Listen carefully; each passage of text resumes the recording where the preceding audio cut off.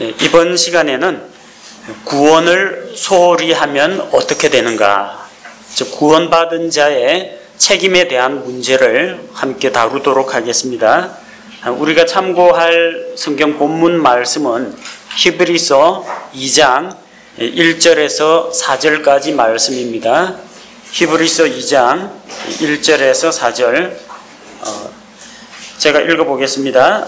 그러므로 우리는 마땅히 우리가 지금까지 들은 것들에 더 열심히 주의를 기울여야 하리니 이것은 언제라도 그것들이 우리에게서 빠져나가지 못하게 하려 함이라. 천사들을 통해 하신 말씀이 확고하였고 모든 범법과 불순종이 정당한 보응의 대가를 받았거늘 우리가 이렇게 큰 구원을 소홀히 여기면 어찌 피할 수 있으리요.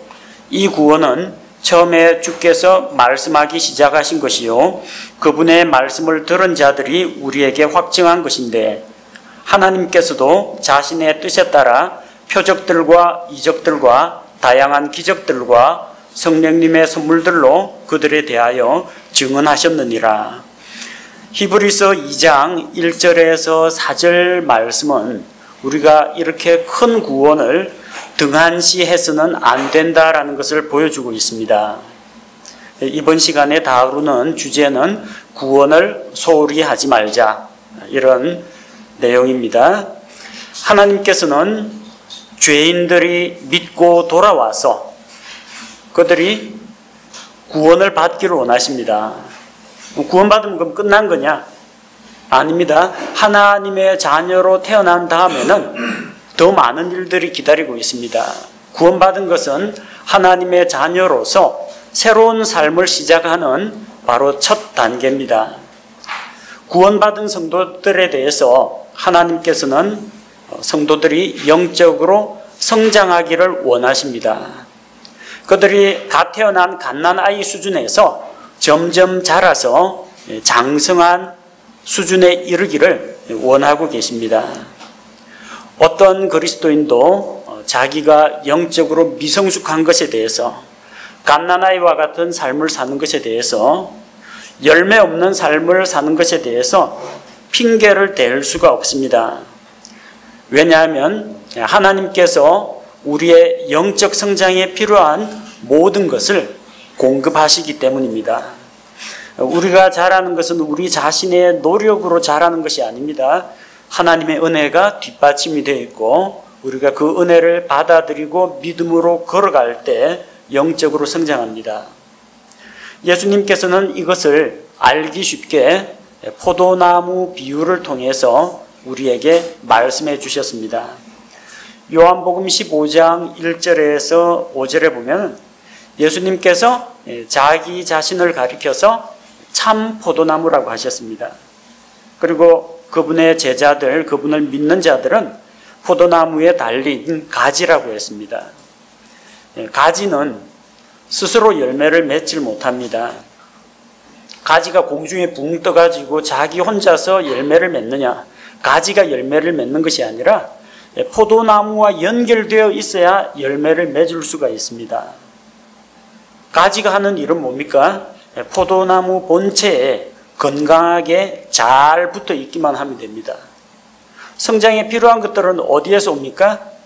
본체가 되시는 예수님으로부터 옵니다. 마치 포도나무가 땅에 뿌리를 내리고 땅 속에서 물과 양분을 끌어올려서 각 가지에 잎사귀에 열매에 공급을 하는 것처럼 또 위로부터 하나님께서 햇빛을 내려주시고 그래서 광합성을 통해서 열매를 맺게 됩니다. 포도나무 가지가 된 우리에게 필요한 것은 무엇이냐? 성장에 필요한 모든 것은 주님께서 준비하십니다. 문제는 내가 그걸 잘 받아들이느냐, 받아들이지 못하느냐에 달려 있습니다. 가지가 연결 통로죠.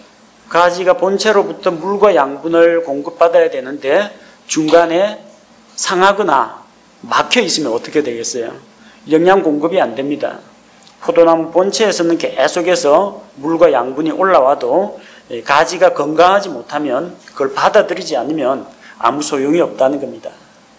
하나님께서는 복음 전도자나 성경 교사나 목회자를 통해서 진리의 말씀으로 사람들에게 계속해서 공급해 주십니다. 그러나 정작 그 말씀을 듣는 자들이 그 말씀을 자기 것으로 받아들이지 않으면 아무런 소용이 없다는 겁니다. 그래서 우리는 하나님께서 나에게 필요한 것을 주시지 않았다, 이런 변명은 할 수가 없습니다. 성장에 필요한 모든 것은 하나님께서 우리에게 은혜로 주십니다. 또 내가 영적으로 성장하는데 사람이다 보니까 연약해서 넘어지고 실수할 때도 있죠. 그런 때를 위해서 하나님께서 대제사장을 우리에게 주셨습니다. 역시 히브리서 4장 14절 15절에 나옵니다. 그 대제사장은 어떤 분이시냐? 자기 스스로는 완벽하고 죄가 없으신 분입니다. 다른 사람의 죄 문제를 능히 감당하실 수가 있다는 겁니다. 또 한편으로는 그분이 사람과 같이 되셨기 때문에 우리의 약점, 연약한 부분, 또 우리가 어떤 부분에 걸려서 넘어지는지, 무엇이 문제인지를 누구보다 잘 알고 계신다는 겁니다. 아실 뿐만 아니라 그분께서 친히 시험을 받고 고난을 당하셨기 때문에 우리를 불쌍히 여기시고 도와주실 수가 있다는 겁니다. 도와줄 능력만 있다고 도와주는 게 아닙니다. 도와줄 능력도 있고 마음속에서 우러나는 불쌍히 여기는 마음과 도와주고자 하는 마음이 같이 있어야 도움을 베풀 수가 있습니다. 우리에게 있는 예수 그리스도, 우리 주님은 대제사장이십니다. 자기를 믿고 의지하는 자를 위해서 능력을 베풀어 주시는 분입니다. 얼마나 든든합니까? 예수님은 십자가에서 구속사역을 완성하셨을 뿐만 아니라 하늘에서 지금 믿는 자들을 위해서 중보사역을 하고 계십니다. 그래서 우리가 영적으로 성장하는데 방해가 되는 것, 또 영적 성장하는 과정에서 침체되거나 넘어졌을 때 도움의 손길을 기대할 수가 있다는 겁니다. 또 세 번째로 우리는 언제든지 하나님의 긍휼과 도움을 얻을 수가 있습니다. 때를 따라 도우시는 은혜를 얻기 위하여 우리는 은혜의 왕좌 앞에 담대히 나아갈 수가 있습니다. 히브리서 4장 16절에 보면은 예수 그리스도가 우리의 중보자로 계시기 때문에 우리는 하나님 앞으로 나아갈 수가 있다는 겁니다. 죄인들은 하나님께 가까이 나아갈 수가 없습니다. 대제사장의 중보 사역을 통해서 죄인들이 하나님께 나아갈 수가 있습니다. 이전에는, 구약시대에는 반드시 희생제물을 가지고 제사장 앞으로 와서 희생물의 피를 먼저 하나님께 드리고 하나님과의 교제 관계를 회복한 다음에 그리고 하나님과 서로 사귐이 이루어졌습니다.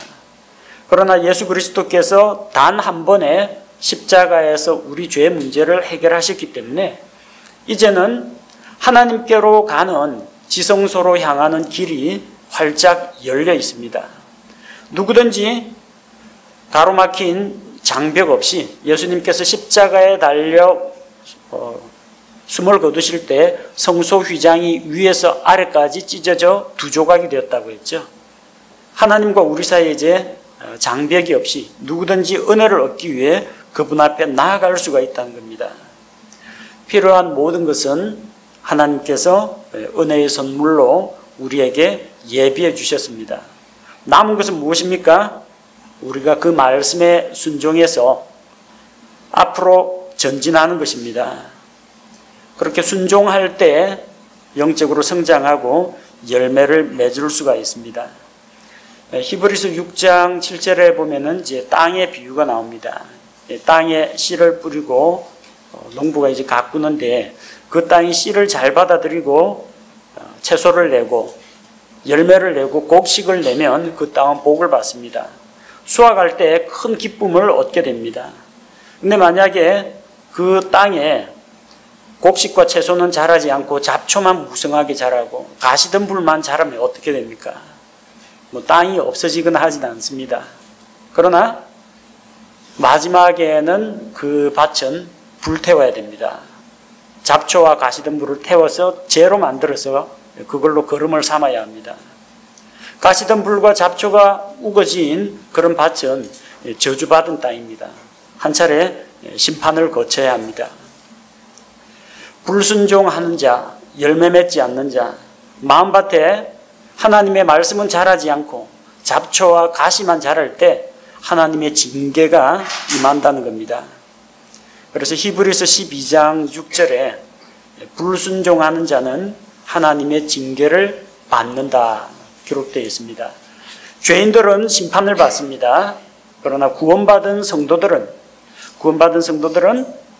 하나님의 뜻에 합당하지 않게 살 때, 영적 침체 가운데서 일어나려고 하지 않을 때, 습관적인 죄를 버리지 않으려고 할 때 반드시 하나님의 엄중한 징계가 임하게 됩니다.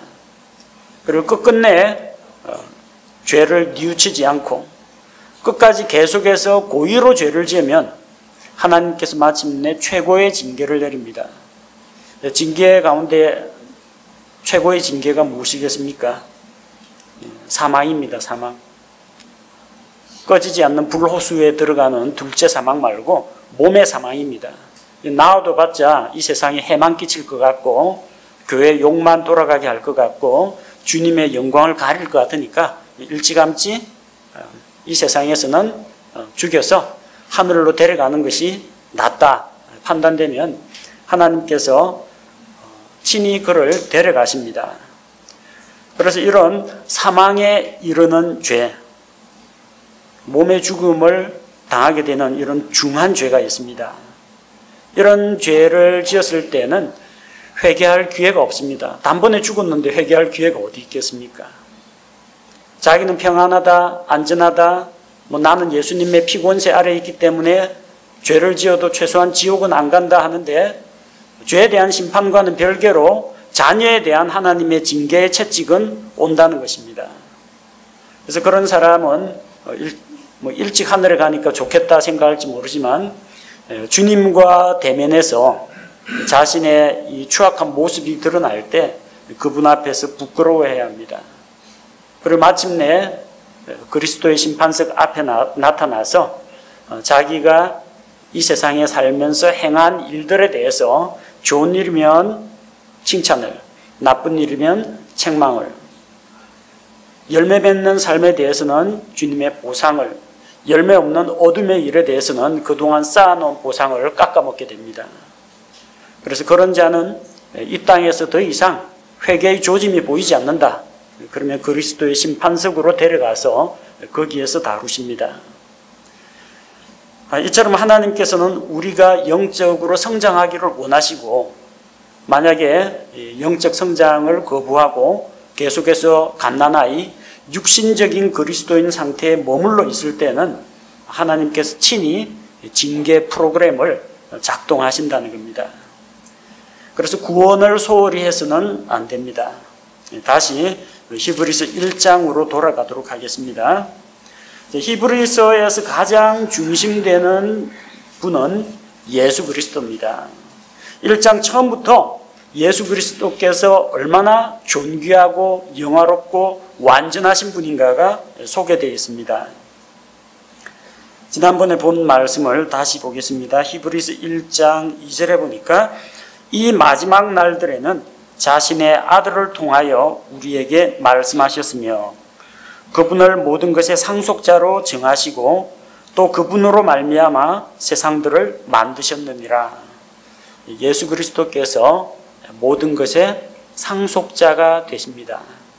하나님에게 속한 것은 모두 다 예수님의 것이라는 겁니다. 첫사람 아담이 범죄함으로 말미암아 땅에 대한 소유권이 마귀에게로 넘어갔습니다. 하나님께서 에덴 동산을 만드시고 사람을 관리인으로 세웠습니다. 그리고 다스리는 권세를 주셨습니다. 하늘과 땅과 바다에 있는 모든 것들을 다스리는 권능을 주셨습니다. 그러나 사람이 하나님께 불순종하고 마귀에게 순종함으로 말미암아 마귀의 종이 되었습니다. 너희 자신을 누구에게 들여 그 사람에게 순종하면 그 순종을 받는 자의 종이 되는 줄을 너희가 알지 못하느냐. 마귀의 종이 됐습니다. 종은 재산권이 없습니다. 종이 가지고 있는 모든 소유는 그 주인에게 귀속됩니다. 아담이 가지고 있던 이 세상에 대한 지배권, 통제권은 그가 마귀의 종이 됨에 따라서 마귀에게로 넘어갔습니다. 그래서 누가복음 4장에서 마귀가 예수님을 시험할 때 온 세상의 모든 만국의 영광을 보여주면서 내게 엎드려 경배하라. 내게 경배하면 이 모든 것을 내게 주겠다. 이것이 나에게 넘겨졌기 때문에 내가 누구에게든지 줄 수 있다. 그것이 나에게 넘겨졌다는 거. 언제 넘겨졌어요? 아담의 범죄 때 세상의 통치권이 마귀에게로 넘어갔다는 겁니다. 그러나 주님께서 다시 오실 때 천년왕국에서 이 모든 것을 회복하실 것입니다. 만물을 회복하시고 모든 것의 주인으로 인정받게 됩니다. 그분께서는 모든 것의 상속자가 되십니다. 또 본문에 나온 것처럼 그분으로 말미암아 세상들을 만드셨느니라. 예수 그리스도는 창조주 하나님이십니다. 하나님께서 세상 창조에 대한 계획을 세우셨고 하나님의 말씀으로 빛이 있으라 하며 빛이 있었고 하나님께서 물들을 나누실 때 궁창 위의 물과 궁창 위의 아래 물로 나뉘어지게 하실 때 그대로 순종해서 이루어졌습니다. 물 가운데서 육지가 드러나라 말씀하시니까 그대로 이루어졌습니다. 땅은 씨를 가진 채소와 각종 속에 씨가 있는 과일이 열리는 나무를 내라고 하니까 그대로 이루어졌습니다. 물 가운데는 물고기들이 풍성히 나고 공중에는 새들이 날도록 명령하시니까 그대로 이루어졌습니다. 땅에서 들짐승들이 나오게 하셨습니다. 말씀으로 창조하셨습니다. 하나님의 말씀, 예수 그리스도 지으신 것이 하나라도 그분이 없이는 이루어진 것이 없다고 했습니다. 예수님은 창조주가 되십니다. 또한 히브리서 1장 3절에서 예수님은 어떤 분이에요? 하나님의 영광의 광채시요. 사람이 하나님을 직접 볼 수는 없습니다. 모세가 하나님의 모습을 보기를 원했습니다. 그러나 하나님께서 내가 나를 보려니와 나를 보고 살 자가 없다고 말씀하십니다.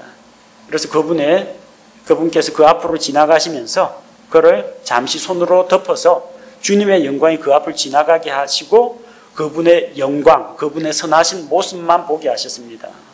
주로다 주로다 선하고 긍휼이 풍성하고 은혜가 풍성하신 하나님이시로다 선포하실 때 온갖 하나님의 영광스러운 모습을 보았습니다.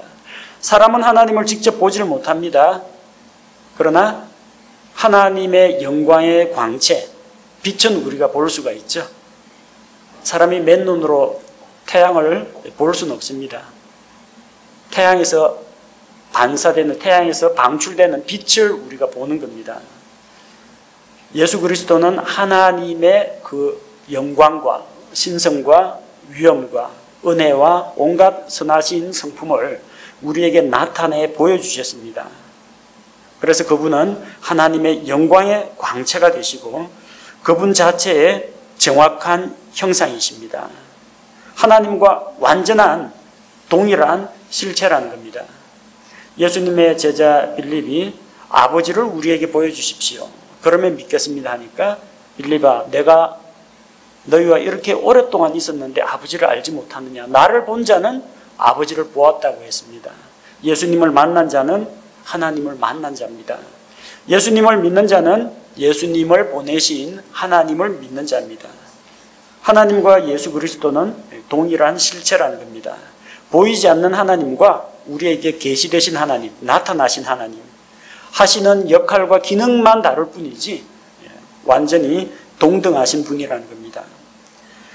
또 히브리서 1장 3절에 보니까 자신의 권능의 말씀으로 모든 것을 떠받치시는 이 아들께서는 만물을 유지하고 지탱하신다는 겁니다.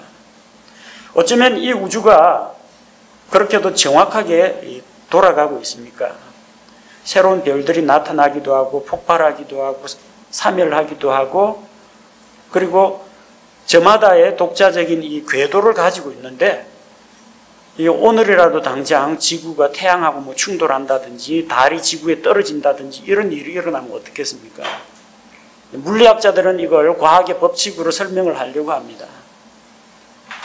그래서 여러 가지 이론들을 내놓습니다. 뭐 일반 상대성 이론, 특수 상대성 이론 이런 것들을 내놓고 만유인력의 법칙부터 시작해서 상대성 이론까지 나오고 뭐 끈 이론이라든지 뭐 여러 가지 이론들이 나오는데, 나타난 현상을 보고 그 현상을 묘사하면서 설명력이 높은 이론을 만들어낸 것뿐입니다. 왜 이 지구가 허공에 떠 있는지, 위로 솟구치거나 아래로 떨어지지 않는지, 또 왜 해와 달과 별들이 그렇게 복잡하게 왔다 갔다 하는데 충돌하지 않고 정확한 자기 궤도를 지키는지, 과학자들은 설명하려고 무지 애를 쓰지만 정답은 없습니다. 그 물리학 이론만 해도 계속해서 지금 바뀌고 있습니다. 그런데 우리는 성경에서 그 이유를 찾을 수가 있습니다. 말씀으로 모든 것들을 지탱하고 떠받치시는 분이 계시다는 겁니다. 하나님의 말씀의 권능입니다. 이 우주의 질서가 유지된다는 겁니다. 그분께서 한순간이라도 이 손을 놔버리면은 모든 것이 다 분해되고 날아가 버릴 수가 있습니다. 또 예수님께서는 죄들을 정결하게 하시는 분입니다. 친히 우리의 죄들을 정결하게 하신 뒤에 자기 자신의 피값으로 우리의 죄 문제를 해결해 주셨습니다. 그리고 이제는 높은 곳에 계신 존엄하신 분의 오른편에 앉아 계십니다. 영광의 왕좌에 앉아 계시는 분이 우리 주님이십니다. 왜 앉아 있습니까? 일 다 끝났으니까 앉아 있는 겁니다. 구속사역이 완성되었기 때문에 앉아 계십니다. 어디에 앉아 계시느냐? 하나님의 왕좌 오른편. 하나님과 동등한 영광의 위치에 오르셨다는 겁니다. 히브리서 주제가 완전함으로 나아가자, 그런 주제를 가지고 있다고 했죠. 근데 히브리서 1장에서 왜 이렇게 예수 그리스도에 대해서 상세하게 소개하고 있을까요? 예수님이 완전하시다는 겁니다. 예수님이 완전하시면 그분은 실수가 없으시고 흠이 없으시고 완벽하신 분입니다. 그러면 우리가 받은 구원은 어떻겠습니까? 우리가 받은 구원은 완전할까요? 불완전할까요? 완전하다는 이야기입니다. 우리 구원받은 데는 아무런 문제가 없습니다. 또 주님께서는 완전한 구원을 이루어 주셨는데, 구원받은 우리가 살아가다가 넘어지거나 실수할 때 어떻게 하느냐? 완전하신 주님께서 우리를 도와주실 능력이 있다는 것을 보여주고 있습니다. 그래서 우리가 영적 성장을 하기 위해서 막 헬스 트레이닝 하는 것처럼 성경을 몇 장씩 읽고 기도를 몇 시간씩 하고 성경 암송을 하고 예배는 어떻게 참석하고 이런 활동들도 중요하지만 가장 기본이 되는 것은 무엇이냐? 예수 그리스도입니다. 포도나무 없이는 포도나무 가지가 뻗어나가지를 못합니다. 거기서 잎사귀가 달리고 꽃이 피고 열매가 맺히지 못합니다. 제일 중요한 것은 우리 자신의 신앙 훈련이 아니라 거기에 앞서서 본체이신 예수 그리스도를 잘 알고 그분과 연합해 있는 것이 가장 중요한 일입니다. 두 번째, 히브리서는 예수님의 이런 신성뿐만 아니라 예수님의 인성을 또 다루고 있습니다. 이사야 대언자는 예수 그리스도의 탄생에 대해서 예언을 하면서 이사야 9장 6절에 이는 한 아이가 우리에게 태어났고 한 아들을 우리에게 주신 바 되었는데, 두 명이 태어난 겁니까? 한 명입니다. 메시아는 한 명입니다. 근데 메시아가 두 가지로 표현되어 있습니다. 태어난 아이. 어머니의 몸에서 태어난 아이. 사람의 몸을 입고 온, 육신을 입고 온 아이. 그런데 우리에게 주신 바 된 아들. 출생 과정을 거친 게 아니라 아들이신 분이 계신데 그 아들을 하나님의 아들이죠. 사람 아들 아닙니다. 하나님의 아들을 우리에게 주셨다는 겁니다. 그래서 태어난 아이라고 표현할 때는 이것은 어머니에게서 난 사람의 몸으로 난 예수 그리스도의 인성을 이야기합니다. 하나님의 아들로 계시다가 우리에게 주신 바 된 아들, 희생제물로 주셨죠. 화해 헌물로 주셨죠. 구원자로 주셨죠. 우리에게 주신 아들 할 때는 하나님의 아들이신 예수 그리스도, 예수님의 신성을 이야기합니다. 그 예수님의 신성과 예수님의 인성이 절묘하게 조합이 되어서 우리의 구원자가 되시는 겁니다. 요한복음 1장 14절에서는 말씀이 육신이 되어 우리 가운데 거하셨다고 했습니다. 말씀이 육신이 되어 이 세상에 오셨습니다. 사람의 몸으로 오셨습니다. 그 말씀은 요한복음 1장에서 무엇이라고 합니까? 처음에 말씀이 계셨고 이 말씀이 하나님과 함께 계셨으니 이 말씀은 곧 하나님이시니라. 그가 처음부터 하나님과 함께 계셨습니다. 만물이 그로 말미암아 지은 바 되었으니 지은 것이 하나도 그분이 없이는 된 것이 없다고 했습니다. 창조주 하나님, 하나님의 아들께서 사람의 몸을 입고 오셨다는 겁니다. 예수님은 반인 반신 이런 존재냐? 아닙니다. 완전하신 하나님인 동시에 완전하신 사람이시라는 겁니다. 그분은 히브리서 2장 14절 17절 말씀처럼 철저하게 사람들과 같이 되셨습니다. 왜냐? 사람들의 죄의 문제를 해결해 주기 위해서는 사람으로서 그분께서 대속물이 되셔야 했기 때문입니다. 히브리서에서 영적 성장에 대해서 꾸짖고 책망하기 전에 왜 먼저 예수님의 인성에 대해서 또 한번 언급을 하느냐? 예수님이 완전한 사람이라는 겁니다. 사람이시기 때문에 우리를 잘 알고 계십니다.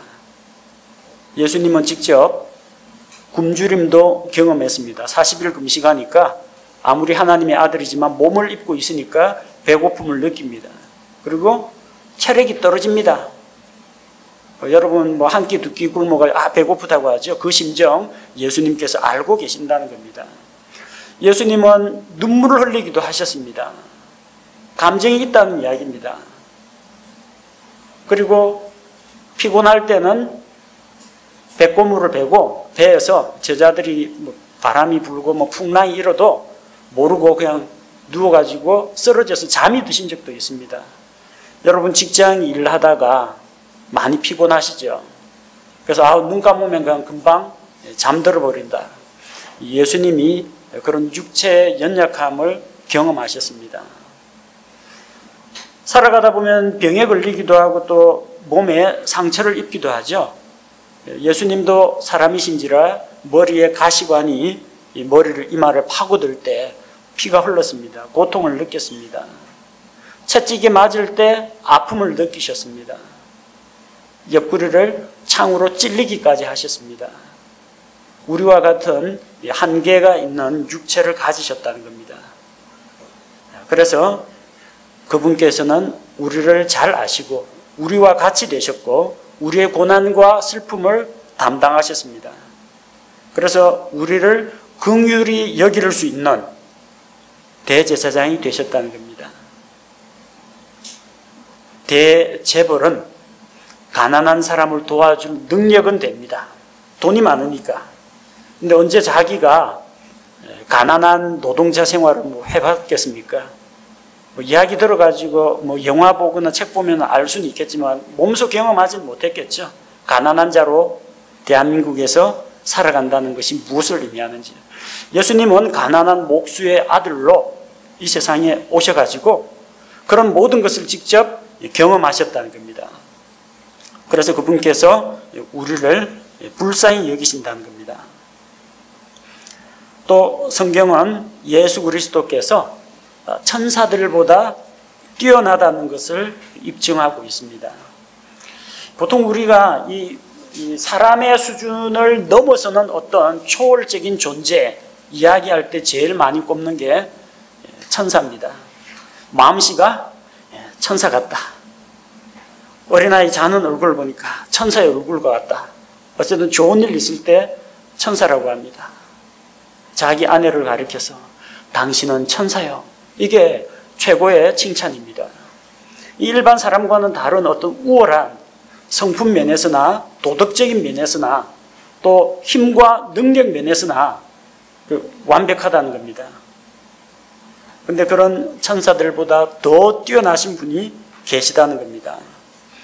히브리서 1장 4절에 보니까 그분께서 천사들보다 훨씬 더 뛰어나게 되신 것은 상속을 통해 그들보다 더욱 뛰어난 이름을 얻으셨기 때문이라. 예수님은 천사들보다 뛰어난데 뛰어난 이름을 얻었다는 겁니다. 어떤 이름을 얻었어요? 하나님의 아들이라는 칭호를 받았습니다. 5절에 보니까 하나님께서 어느 때라도 천사들 중 아무개 천사 누구에게라도 너는 내 아들이라 이렇게 말한 천사는 아무도 없다는 겁니다. 하나님의 아들이라는 그런 칭호, 예수 그리스도에게만 주어진 것입니다. 히브리서 1장 6절 또다시 그분께서 그 처음 나신 분을 세상에 들어오게 하실 때에 이르시기를 하나님의 모든 천사들은 그에게 경배하라 하시고 모든 천사들이 예수 그리스도께 경배합니다. 누가 누구에게 경배합니까? 낮은 사람이 높은 사람에게 경배합니다. 신분이 낮은 천사들이 신분이 높은 주님께 경배하는 겁니다. 그리고 히브리서 1장 8절에는 아들에게는 이르시기를 오 하나님이여 주의 왕좌는 영원 무궁하오며 주의 왕국의 홀은 의의 홀이니이다. 아들에 대해서 뭐라고 했습니까? 왕국의 홀을 가지신 분, 왕이란 이야기입니다. 그 왕좌가 영원합니다. 그 왕국에서 왕이십니다. 예수 그리스도가 왕 되심을 이야기하고 히브리서 1장 10절에는 또 주여 주께서 처음에 땅에 기초를 놓으셨사오며 하늘들은 주의 손이 이루신 작품이니이다. 그분은 하늘과 땅의 설계자요 창조자십니다. 잠언에서도 예수 그리스도께서 창조주이심을 보여주십니다. 잠언에서는 예수님이 지혜로 이제 등장하는데 하나님께서 그 창조의 시작 그때 나를 가지셨으며 지혜로 세상을 창조하셨습니다. 예수 그리스도를 통해서 세상을 창조하셨습니다. 그분이 창조주가 되십니다. 히브리서 1장 11절 그것들은 멸망하려니와 하늘과 땅은 멸망하겠지만 오직 주께서는 여전히 계시고 그것들은 다 옷같이 낡아지리니 그분은 영원하십니다. 영원하다라고 하셨는데 영어 성경에 보면은 뭐라고 되어 있어요? 주께서 영원이라는 단어에 대해서 eternal이라고 합니다. 영존한다 할 때는 everlasting이라고 합니다. 그런데 이 eternal이라는 영원이라는 개념은 무한대 개념입니다. 마이너스 무한대에서 플러스 무한대까지 영원 이전부터 영원 이후까지 모든 만물이 존재하지 않을 때에도 주님께서는 계셨다는 겁니다. 그분은 영원하신 분입니다. 천사들은 영원하진 않습니다. 천사들은 죽지 않으니까 창조된 이후부터는 everlasting, 영존이 하게 있습니다. 나중에 타락한 천사들도 불호수 속에서 영존하게 계속 있습니다. 안 죽고 소멸하지 않기 때문에. 그러나 하나님께서는 시작이 없으신 분입니다. 끝도 없지만 시작도 없습니다. 천사들은 영원 이전부터 존재하진 않았습니다. 하나님께서 천사들을 창조하신 그 시점 이후부터는 계속해서 존재했지만 그 이전엔 없었던 존재입니다. 누가 더 뛰어나냐? 천사들을 창조하신 영원하신 주님이 더 뛰어나시다는 겁니다. 히브리서 1장 12절 주께서 의복같이 그것들을 접으시면 그것들이 바뀌려니와 주께서는 동일하시고 주의 해수는 끊어지지 아니하리이다. 자, 세상 모든 것은 바뀌고 변합니다. 10년이면 강산도 변한다고 합니다. 그러나 주님께서는 변치 않으십니다. 언제나 한결같으십니다. 그분의 본질적인 속성과 능력과 지혜와 이 모든 것이 변함이 없으시다는 겁니다. 그리고 14절에 보니까 그들은 천사들은 다 구원의 상속자가 될 자들을 위해 섬기라고 보내어진 섬기는 영들이 아니냐. 천사들은 영들입니다. 영적 존재들입니다. 근데 그들은 왜 창조되었습니까? 구원의 상속자가 될 자들을 위해서, 구원받은 성도들을 섬기기 위한 존재라는 겁니다. 자, 천사들은 성도들을 섬기는 존재, 성도들은 주님을 섬기는 존재. 그러면은 순서대로 하면 누가 제일 높아요? 주님이 제일 높고, 그 다음에 주님의 성도들, 그 다음에 이 성도들을 섬기는 천사들. 천사들이 그렇게 대단하다라고 우리가 생각하지만 그렇게까지 뛰어난 존재가 아니라는 겁니다. 비록 지금은 우리가 육신적인 이런 한계, 연약함과 질병과 고통과 늙음과 부패함과 육신의 죽음이라는 것을 안고 있기 때문에 천사들보다 지금은 못한 존재지만, 주님께서 오셔서 우리를 그분의 영광에 들어가게 하실 때 우리는 천사들보다 더 뛰어난 존재입니다. 왜 이걸 기록했느냐? 유대인들 가운데는 천사들을 숭배하는 자들이 있습니다. 그래서 그런 천사 숭배가 아무런 의미가 없다. 너희가 그렇게 높게 보고 숭배하는 그 천사들도 예수님께는 전부 다 경배하는 존재들이고, 또 그 천사들도 구원받은 너희들을 섬기기 위해서 보내시는 심부름꾼에 불과하다는 겁니다. 성경에 기록된 천사들의 활동들을 한번 보십시오. 아시리아 군대를 하룻밤새 진멸시키는 그 천사, 하나님이 자기 백성을 건지기 위해서 하신 겁니다. 사자굴에 갇힌 다니엘, 천사가 사자들의 입을 막았습니다. 자기 성도들을 구출하기 위해서 하나님께서 천사를 보내주십니다. 자, 그래서 우리는 어떠한 주님을 모시고 있느냐? 하나님과 같은 영광과 신성과 권능을 가진 그 주님을 모시고 있습니다. 우리의 연약함을 잘 아시고 긍휼히 여기시는 주님을 모시고 있습니다. 천사들보다 더 뛰어나고 거룩하시고 또 모든 것 위에 왕이시며 완전하신 그런 분을 우리가 모시고 있습니다. 우리의 구원은 안전하고 확실하게 보장을 받을 수 있다는 겁니다. 예수님께서 우리를 위하시면 누가 우리를 대적하겠습니까? 영적으로 승리하는 삶, 열매 맺는 삶이 바로 예수 그리스도로 말미암아 보장된다는 겁니다. 근데 여기에는 구원받은 자의 책임이 따릅니다. 어떤 책임이 따르냐? 히브리서 2장 1절에 그러므로 우리는 마땅히 우리가 지금까지 들은 것들에 더 열심히 주의를 기울여야 하리니 이것은 언제라도 그것들이 우리에게서 빠져나가지 못하게 하려 함이라. 그러므로 우리는 빠져나가지 못하도록 해야 합니다. 그러므로라고 이야기했죠. 이렇게 너희에게 붙잡고 빠져나가지 못하도록 하라고 명령하는 데는 이유가 있다는 겁니다. 그러므로는 앞쪽에 나와 있는 것이 그 원인, 이유가 되고, 따라서 마땅히 그러므로 이후에 나오는 것을 해야 된다는 이야기입니다. 앞쪽에 뭐가 나왔어요? 히브리서 1장에서 예수 그리스도를 가장 뛰어난 분으로 묘사했습니다. 하나님이십니다. 주님이십니다.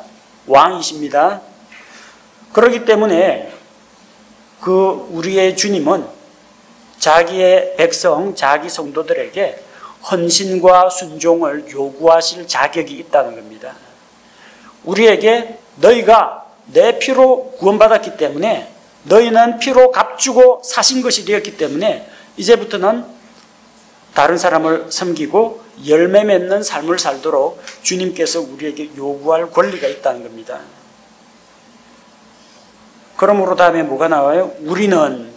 우리가 누굽니까? 지금 이 히브리서를 기록한 바울과 히브리서 수신자를 함께 묶어서 이야기합니다. 그래서 뒤에 나오는 내용, 빠져나가지 못하게 굳건하게 붙잡고 소홀히 하지 말고 관심을 기울여야 하는 이런 사도 바울이나 히브리 성도나 모두 다 지켜야 할 바라는 겁니다. 자, 여기 빠져나가지 못하게 한다라고 했죠. 이걸 전후 문맥을 고려하지 않고 그것들이 우리에게서 빠져나가지 못하게 하려 함이라. 이걸 가지고 구원의 문제를 접근시키는 사람이 들어 있습니다. 구원을 붙들어야지 소홀히 하면은 구원이 빠져나간다는 겁니다. 구원을 잃어버릴 수도 있다. 그런 주장들이 나오는 겁니다. 그러나 본문 말씀은 구원의 상실 문제를 다루는 것이 아닙니다. 문장을 잘 보십시오. 지금까지 들은 것들에 더 열심히 주의를 기울여야 하리니 그것들이 우리에게서 빠져나가지 못하게, 그것들은 앞쪽에 있는 복수형 대명사를 받습니다. 앞쪽에 복수형으로 나온 게 뭐가 있어요? 들은 것들. 지금까지 들은 것들이 무엇입니까? 복음의 진리, 구원의 말씀입니다. 그래서 그것들을 잘 붙잡으라고 했지, 구원을 붙잡으라는 이야기 아닙니다. 우리의 구원은 우리가 붙잡고 있는 게 아니라 하나님의 손 안에 있습니다. 잘 붙잡아야 합니다. 구원을 붙잡으라는 이야기가 아닙니다. 우리의 신앙 고백을 붙잡아야 합니다. 히브리서 4장 14절 말씀해 보니까 그런즉 우리에게 위대하신 대제사장 곧 하늘들로 들어가신 하나님의 아들 예수님이 계신 줄 알므로 우리가 우리의 신앙 고백을 굳게 붙들자. 신앙 고백, 여러분 신앙 고백 다 하셨죠? 예수 그리스도는 하나님의 아들이시요 나의 죄 문제를 해결해 주신 나의 구원자, 나의 주님이 되십니다. 또 성경 말씀에 대한 신앙 고백, 교회에 대한 나의 믿음, 삼위일체에 대한 나의 믿음, 천국에 대한 나의 믿음, 이런 여러분들 수많은 믿음 고백들이 있죠. 우리의 신앙 고백을, 바로 그 신앙 고백, 우리가 믿는 바를 굳게 붙들자는 이야기입니다. 우리가 믿고 있는 바들.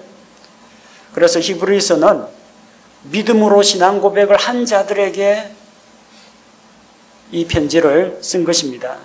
만약 어떤 이들의 주장과 같이 히브리서는 입으로만 신앙 고백을 한, 거짓으로 신앙 고백을 한, 아직은 구원받지 못한 사람들에게 쓴 것이다 라고 하면은 뭘 붙잡아야 돼요? 거짓 신앙 고백을 굳게 붙들자, 이런 이야기가 되어버립니다. 거짓을 왜 붙잡아요? 거짓은 그냥 놔버려도 됩니다. 아니, 놔버려야 됩니다. 히브리서 10장 23절에 또 붙잡는 이야기가 나옵니다. 히브리서 10장 23절, 약속하신 분께서 신실하시니 우리의 믿음의 고백을 흔들림 없이 굳게 잡고, 구원을 붙잡으라는 게 아닙니다. 우리가 믿는 바, 진리의 말씀, 복음의 말씀을, 지금까지 들었던 그 복음의 진리를 굳게 붙잡으라는 겁니다. 이것은 구원의 문제를 다루는 게 아니라 보상의 문제를 다루는 겁니다. 우리가 들은 것들을 굳게 붙잡지 못하고 놔버리면 너 구원 탈락, 구원 취소 이래 되느냐? 그런 문제가 아닙니다. 보상을 못 받게 됩니다.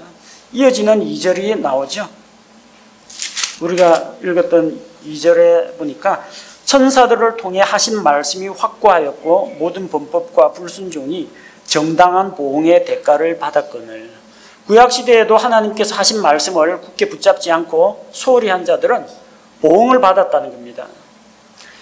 이집트에서 유월절 어린 양의 피로 구속받았습니다.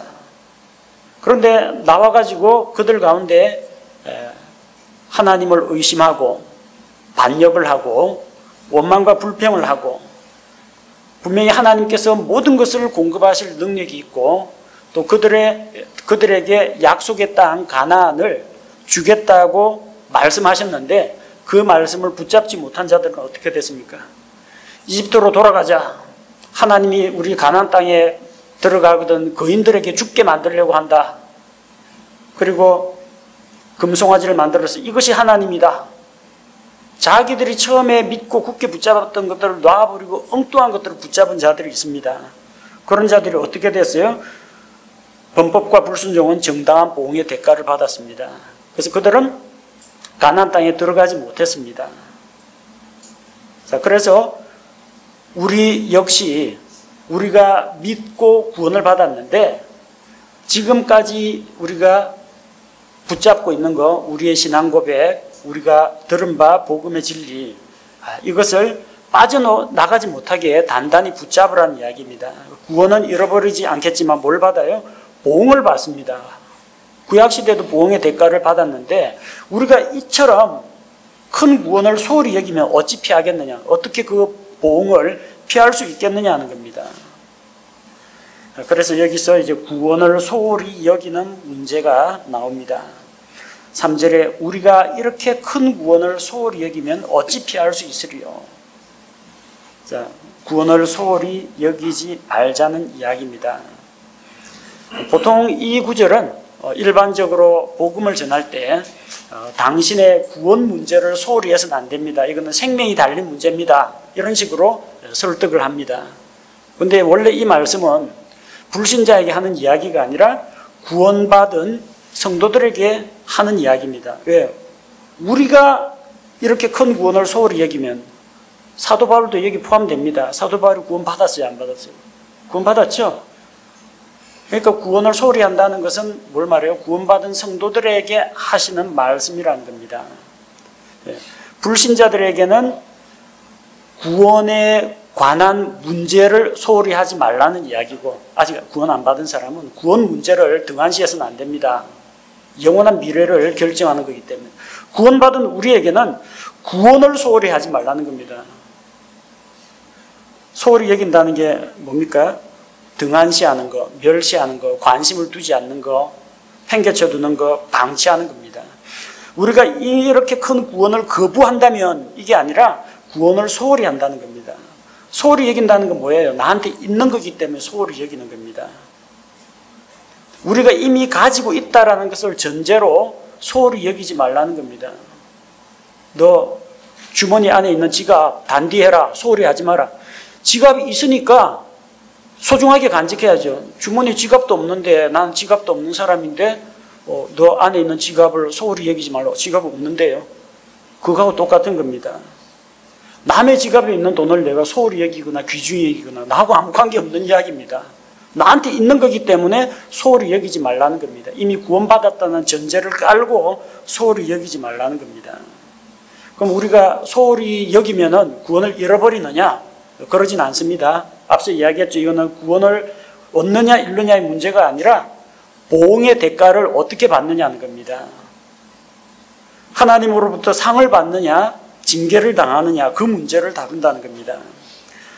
우리 신약교회 성도들은 은혜로 구원받아 우리 자신의 행위로 말미암지 않고 은혜로 구원받아 의롭게 되었고 안전하게 보호받고 있습니다.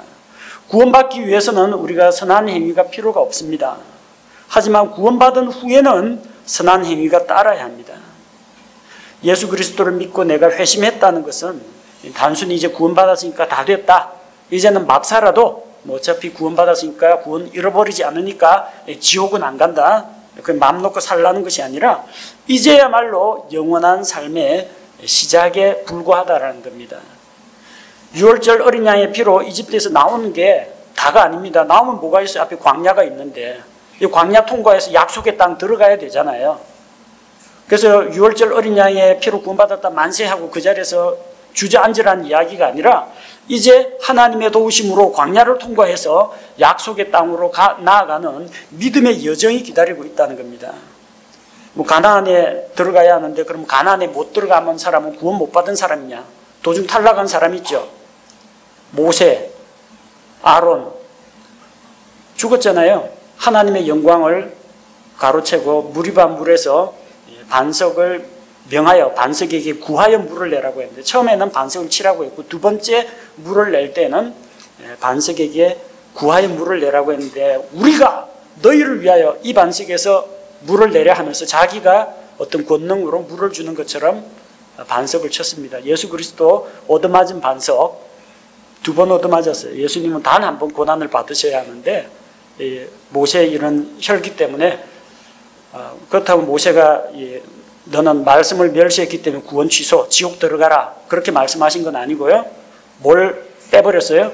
보상을 빼버렸습니다. 너 약속의 땅 가나안 못 들어간다. 너는 이 요르단강 동편에서 그냥 죽어야 된다. 아론도 마찬가지입니다. 아론도 들어가지 못했습니다. 호르산에 올라서 죽었습니다. 그럼 아론은 구원 못 받았냐? 구원은 받았습니다. 근데 가나안에 못 들어갔습니다. 가나안은 천국이 아닙니다. 거기 가면 우상숭배가 있고 온갖 난잡한 일들이 다 있고 거기에서는 전쟁이 있습니다. 거긴 천국이 아닙니다. 그곳은 승리하는 삶을 위한 장소입니다. 우리도 만약에 이집트에서 나왔다 그 사실에만 만족하고 안주해버린다면 광야 뺑뺑이 돌다가 그냥 끝나버립니다. 믿음으로 나아가서 전쟁하고 승리하고 안식을 얻어야 되는데 그 안에서 풍요로움을 누려야 되는데 맨날 광야 생활만 뺑뺑이 돌고 그러다가 인생 끝나는 수가 있다는 겁니다.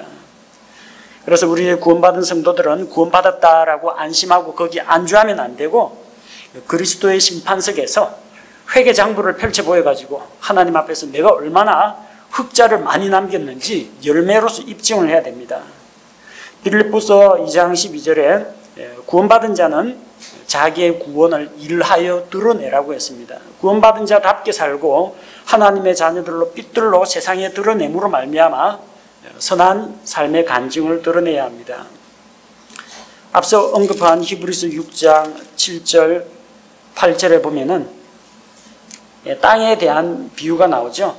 자기 위에 자주 내리는 비를 흡수하여 땅을 가는 자들에게 합당한 채소를 내는 땅은 하나님께 복을 받으려니와 가시와 진레를 내는 것은 버려지고 저주함에 가까이 있어 마지막에는 그것이 불살라지리라. 어떤 사람이 농장을 선물로 받았습니다. 농장을 소홀히 한다고 해도 이미 농장을 줬잖아요. 농장 관리 잘못한다고 선물로 준 걸 뺏지는 않습니다. 근데 나중에 그 농장을 통해서 얻을 수 있는 게 많은데 거기서 채소도 길러 먹고 곡식도 키워 먹고 할 것이 많은데 방치해버리면 어떻게 돼요? 땅은 받았는데 열매는 안 나요. 가시와 엉겅퀴가 자라고 잡초만 무성하게 자란다는 겁니다. 보상을 못 받는다는 겁니다. 우리가 수고한 것에 대한 보상 받으려면 열심히 일해가지고 이 땅을 갈고 그 씨를 뿌리고 그 땅에서 좋은 열매가 많이 자라야 합니다. 구원은 잃어버리지 않지만 보상과 축복은 잃어버릴 수도 있다는 것을 우리가 명심해야 됩니다. 그래서 우리는 하나님의 은혜를 값없이 받았다. 은혜 안에서 뛰어노는 것도 좋지만 은혜가 우리에게 요구하는 것이 있습니다. 주님 안에 거하는 삶을 살고 주님과의 교제 가운데 연합해 있고 주님 다시 오실 때 그분 앞에 설 때 내가 부끄럽지 않은 모습으로 나타나야 합니다. 그리고 나에게 있어서 과도하게 무거운 짐과 얽어만 있는 죄를 떨쳐버리고 믿음의 경주를 통해서 앞으로 나아가야 합니다. 우리의 본이 되시는 예수님의 발자취를 바라보며 한 걸음 한 걸음 전진하는 삶이 되어야 됩니다. 최소한 작년보다는 좀 올해는 좀 변화가 있고 나아져야 되겠죠. 어제보다는 오늘이 좀 그래도 더 한 걸음 더 나아가고 발전하는 삶을 살아야 합니다. 넘어질 수도 있습니다. 하지만 넘어졌다고 그 자리에서 넘어진 채 울고만 있으면 안 되고 늘어진 손과 연약한 무릎을 이렇게 세우고 곧은 행로로 계속 나아가야 합니다. 힘들 때는 우리의 대제사장이 도와주십니다. 우리가 하나님의 은혜의 왕좌 앞에 나아가서 그분의 은혜를 구할 수가 있습니다. 그래서 하나님의 은혜로 우리의 믿음과 순종을 통해서 구원받은 우리는 성장할 가능성이 열려 있습니다. 구원을 소홀히 여겨서는 안 됩니다. 구원받은 자는 그 구원받은 것에 대한 책임이 있습니다. 열매 맺는 삶과 성장으로 하나님의 은혜에 화답해야 합니다.